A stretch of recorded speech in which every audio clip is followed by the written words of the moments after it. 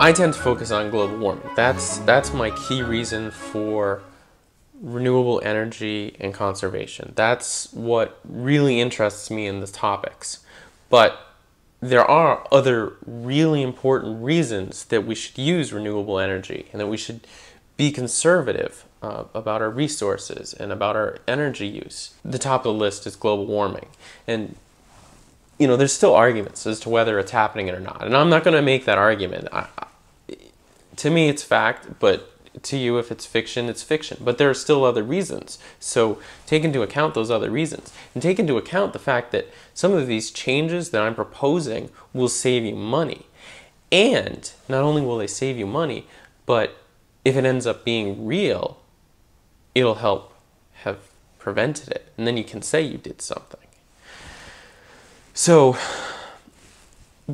besides global warming, there's peak oil. We're going to run out of oil. It's a given. We're getting to the point where the amount of oil found is about to decrease. We're going to get to the peak at which we no longer find more oil. And the amount of oil that we have slowly decreases, and thus oil prices are going to skyrocket. And oil has been a great commodity because it's been cheap fuel. It was only a small time slice that created it, and we're going right through it.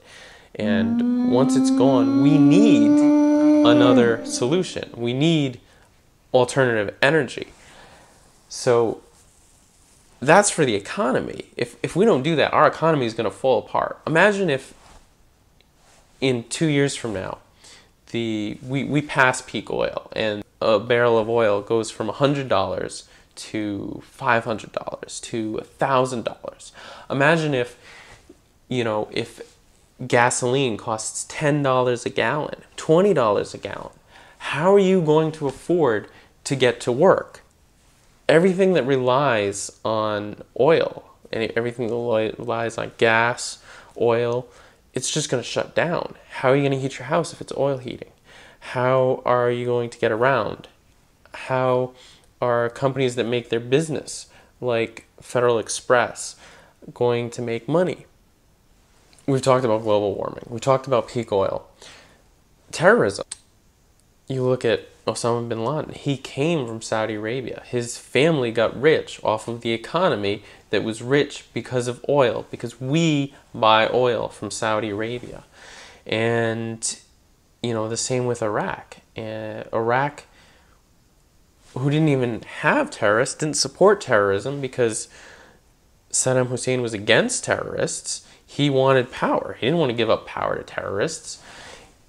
But now that it's a mess over there, terrorism is in full force. And we're buying oil from Iraq, supporting their economy, supporting more terrorism.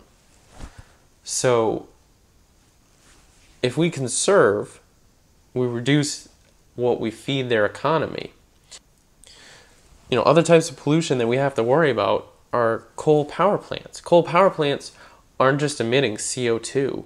They're also emitting carbon monoxide. They're also emitting mercury into the atmosphere, which is very, very bad. Mercury is toxic.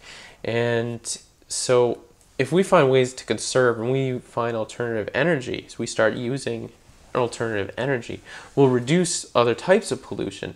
So it's not just for global warming. There are many other environmental reasons why you should embrace alternative energy and conservation.